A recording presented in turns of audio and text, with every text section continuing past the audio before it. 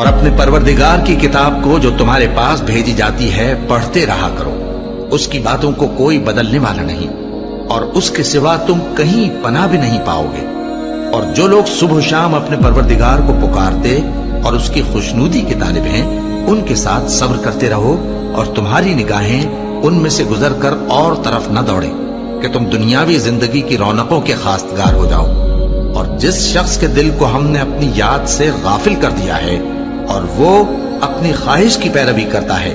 اور اس کا کام حد سے بڑھ گیا ہے، اس کا کہا نہ ماننا، اور کہہ دو کہ لوگوں یہ قرآن تمہارے پروردگار کی طرف سے برحق ہے، تو جو چاہے ایمان لائے اور جو چاہے کافر رہے۔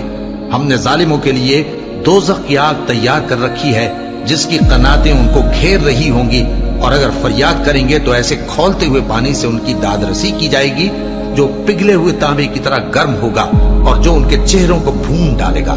ان کے پینے کا پانی بھی برا اور آرام گاہ بھی بری۔